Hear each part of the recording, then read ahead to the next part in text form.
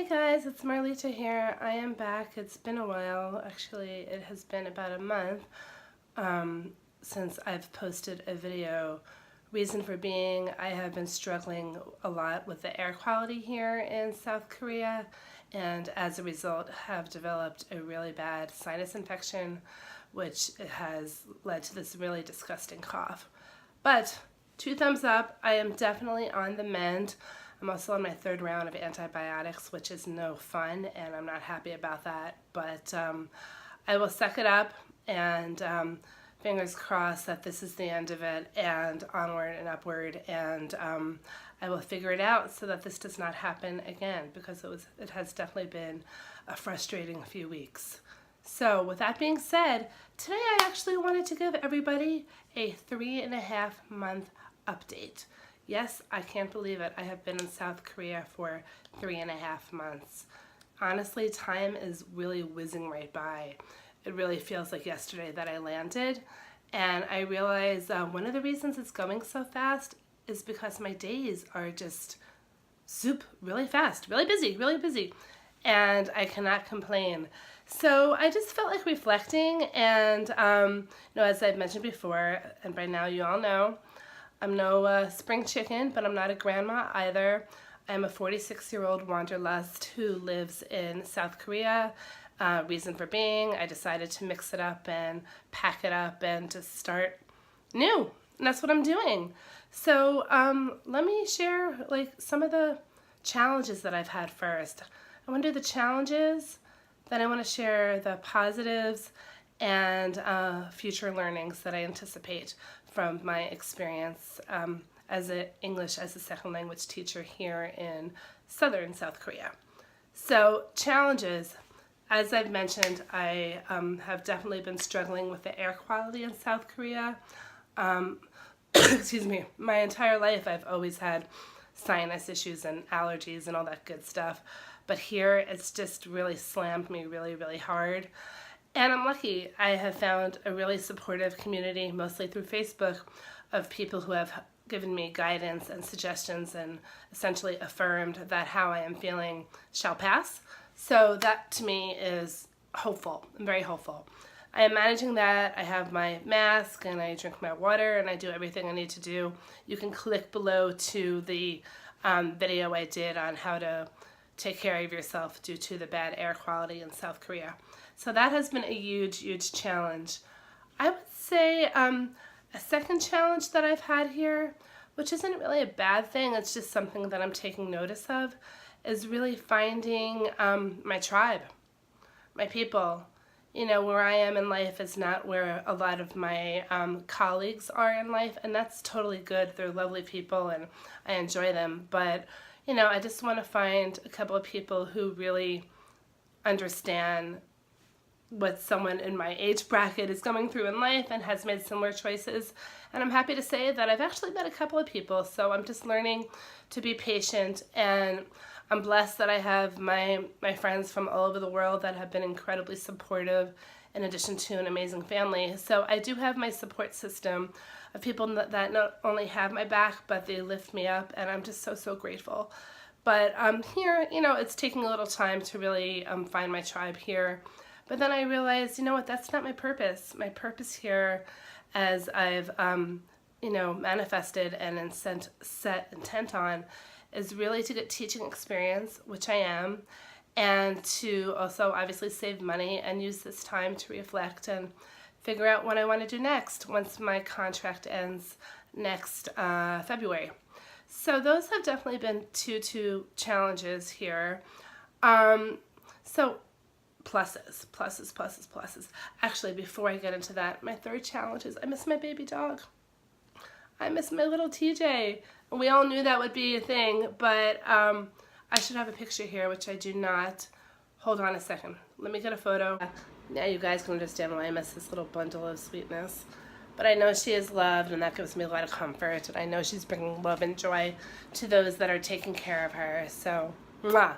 Thank you, universe, for working that out how it's supposed to work out. All right, kids. So I told you my challenges. The pluses of being in South Korea and just reflections on my 3.5 months. I love teaching. Oh my God, I absolutely love teaching. And I'm not surprised. I'm just surprised that it took me this long to figure it out, because I love just bouncing around. I'm a very creative person. I hate doing the same thing all the time. And when you're a teacher, you are on your toes 24/7. And as a result, the day goes by so quickly. And, I'm in love with these children. These are kids that I've mentioned before. They're 6-year-old Korean, 6-year-old Western, 7 by Korean standards. They're bright, they're smart, they're fun, they're sweet, they're engaged.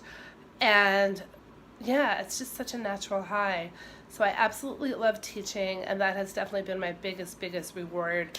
And I know it will continue to be so throughout this year and or forever.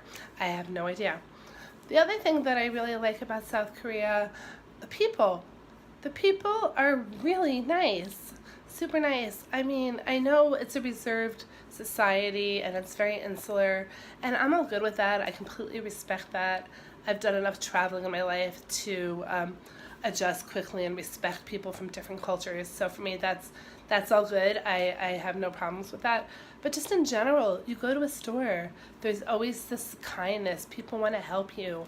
As a Westerner, a Korean friend of mine said, Koreans don't get free stuff, but Westerners seem to get free stuff. I can't complain. I get free stuff. So it happens a lot, and it's really sweet. And just people, again, I just have to reiterate, really, really nice, lovely people. And shocker, no surprise, the food here is amazing. The food here is fresh. It's a well-balanced meal. I mean, my kids, they eat squid, just because, they eat squid, they eat anchovies and all this stuff that American kids wouldn't look twice at. And they're super healthy, and, they're not large. Let's be real, they're not large. Americans are larger people, myself included. But those have definitely been wins since coming here 3.5 months ago. And, I've had time to do a little bit of traveling throughout the country. And I am seeing a little bit of diversity within the country as far as landscape, and I'm just excited to do more of that as my time here progresses. So those have definitely been my pluses. And I would say my learnings, I think, just to recap, are that I found out I really love teaching. I don't know where I'll be a year from now, and that's another huge learning. I used to be that person that had everything in life planned out. I wanted to know what I was doing every minute. And since leaving San Francisco and, the U.S. in general, I feel so much lighter. Like emotionally, physically, I feel lighter. I feel more present. I'm starting to meditate every day. I'm eating healthier, granted. And another good thing, honestly, I love bread. The bread here is not good, people, in my opinion. I don't like the bread. So I'm cutting back big time on bread and carbs. So hopefully that'll help me get healthier as well. So just a little aside there. Yeah, I mean, the biggest learning is that I have no regrets. I honestly don't. I was just suffocating as a fundraiser for almost 20 years and just had to get out and try something new, and to not be at a desk every day, and to be, engaged and really on my toes and using my brain every 2 seconds, planning and going, it's 2 thumbs up. So, and I'm also, I think the other learning, I'm letting go of this issue I have around my age, which has only been my stuff. Like, oh my God, I'm old. Like, you know what? I'm not. I'm alive. I'm alive, and I'm living, and I'm engaged.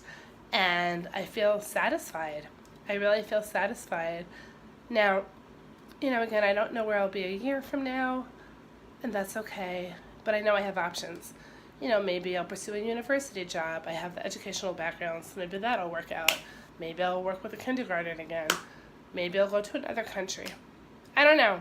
But what I do know, actually, another learning, what I do know, I'm 99.9% sure is that I'm not coming back to the States. The reason to teach, obviously I'll come back, visit my family and my friends, and get my dog and figure all that out. But I'm not going to teach in America.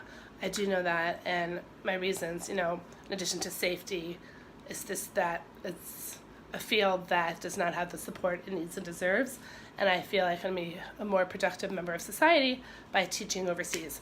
So that's my story. Thank you for listening to me blabber, and I promise to be more engaged on my channel now that I'm feeling better. If you like what I have to say, have any questions, comments, concerns, thoughts, feedback, blah, blah, blah, feel free to jot it down below. I'd love to beef up my subscribership, so if you'd like like to support me, feel free to click subscribe to my channel. Wouldn't it be cool if I actually had 100 subscribers one day? Come on, guys, we can do this. And again, thank you for the love and support, and peace out. Talk to you all soon.